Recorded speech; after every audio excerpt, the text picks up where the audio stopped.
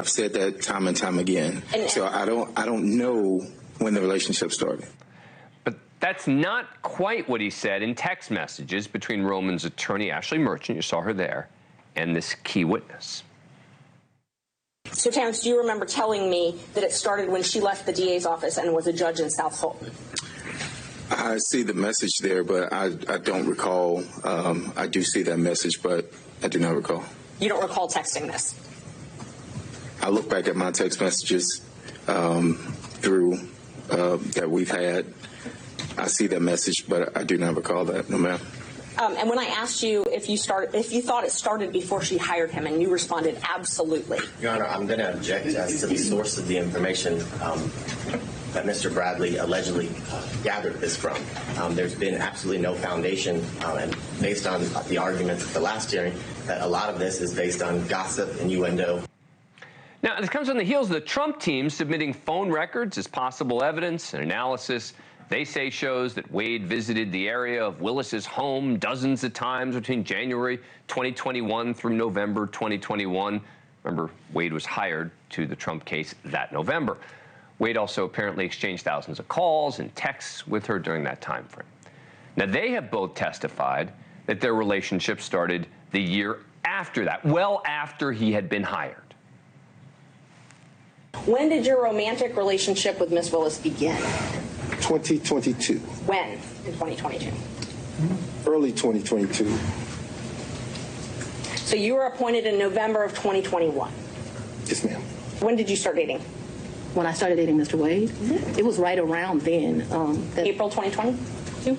22, yeah. 2022. It was around then. I don't know, like, you know, it's not like when you're in grade school and you send a little letter and it says, will you be my girlfriend, and you check it. I don't know the day that we started seeing each other, but it was early 22 is my recollection. All right, joining me now is Renato Mariotti. He's a straight shooter, former assistant U.S. attorney for the North District of Illinois. Renato, thanks for being here. Appreciate it. All right, I have to say I am surprised at how much focus the judge is putting on when they started this relationship as opposed to any potential financial incentives here. But the fact that the judge is having this witness come back, talking about when the relationship started or didn't start, that's not good for Fani Willis. 100%. You know, the judge could have a different perspective.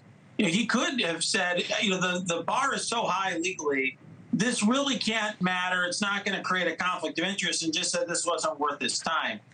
From my perspective, Dan, the fact that he's digging into this so deeply means he thinks that this very well may create a conflict of interest. And I agree with you. I think that if you're on Willis's team, the Willis-Wade team, you have to be concerned about disqualification. Now, look, I called for her to recuse herself, but I would be shocked if she was disqualified because the judge believes that she wasn't honest about when their relationship started. Wouldn't you? I think the reason it matters is because if they were in a relationship beforehand, perhaps that was a reason why she hired him in the first place. I think that has to be why the judge cares so much about this. It may also be, candidly, that it sticks in his craw that he's been misled. Yeah. He's been misled. Look, Bradley was not a good witness, all right? Again, let's just call it straight. Let's play another piece of sound from today. This is number 3. Again, talking about exchanges that he had with Roman's attorney previously. But do you recall me asking you, do you think it started before she hired him? And you said absolutely. You recall that? I see that in the text message, yes. Okay. And do you also recall me asking you how they would react? As they would attack me? And you said, no, they will deny it. Your Honor, objection as to speculation as to how he thinks they will react. I think it goes to the motivations of the witness overall. And you told me that they will deny it. That's written in there, yes. Again, I don't know why this is so important, but the fact that the judge is allowing it in and the fact that he's testifying in the way that he isn't helpful for Fani Willis.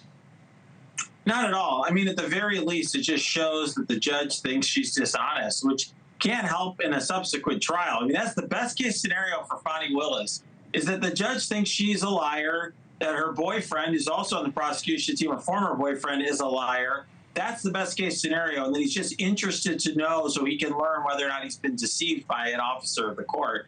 But I think it's very possible and more likely that he thinks this potentially goes to disqualification. And that's a really bad thing for her, because let's face it, if if your spouse was having thousands of calls and text messages with a member of the opposite sex, you would be concerned about that relationship. I don't think he's going to disqualify her. You think he's going to disqualify her, really? I don't know. I've always been skeptical because I thought the legal standard was so high. So he may just want to be creating a record. But boy, the fact that he's focused on this, not a good sign. Thank you for watching. Go to newsnationnow.com to find News Nation on your cable provider. And don't forget to click the red subscribe button below to get more of News Nation's fact-driven, unbiased coverage.